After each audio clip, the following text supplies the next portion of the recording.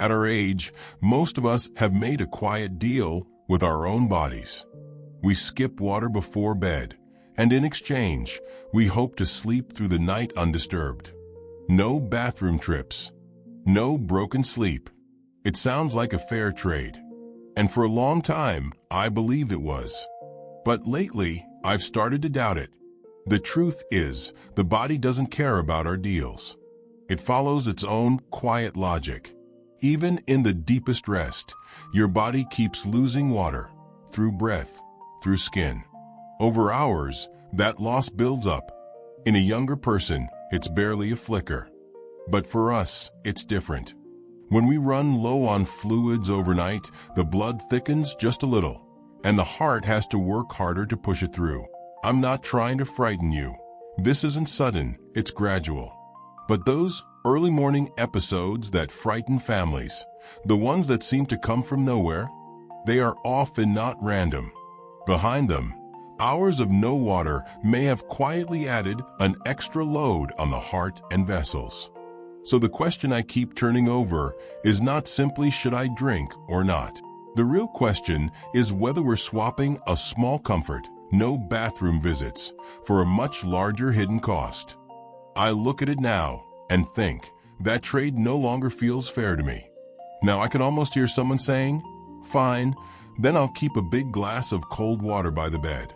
If I wake at 3 in the morning feeling dry, I'll just gulp it down and be done with it." I used to think like that too. But I have to be honest with you. That may cause more trouble than not drinking at all. Just imagine your body at 3 in the morning. Everything is settled. The heart beats slowly. The whole system is at rest. Then, suddenly, you pour a large amount of cold water into it.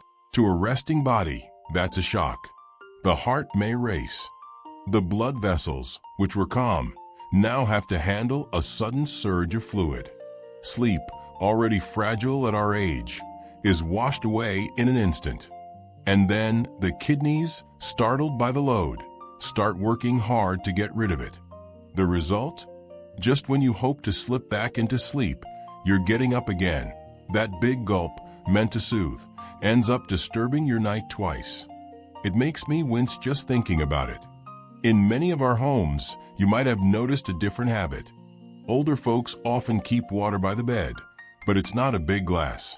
It's a very small cup, and the water is warm. They don't drink. They moisten.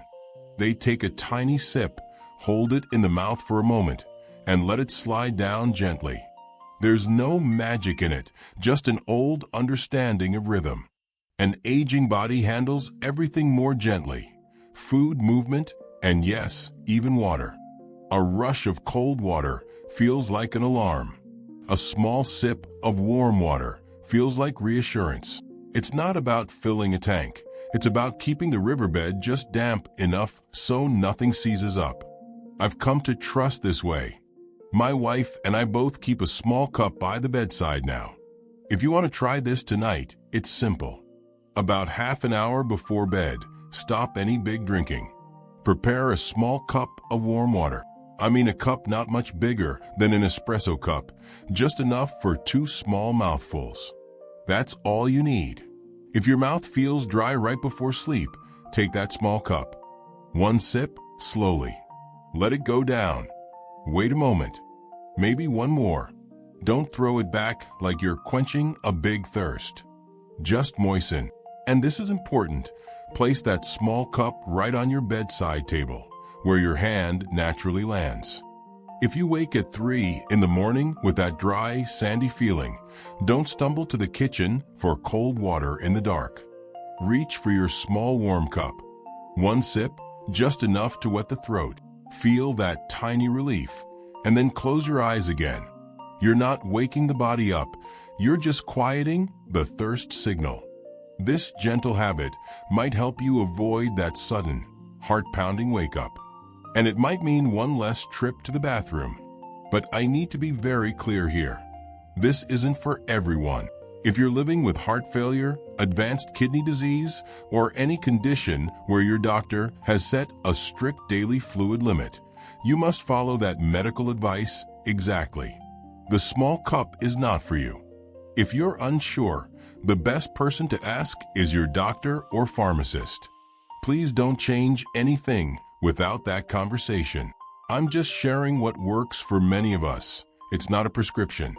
As I get older, I've come to feel that aging well isn't about heroic rules or iron discipline.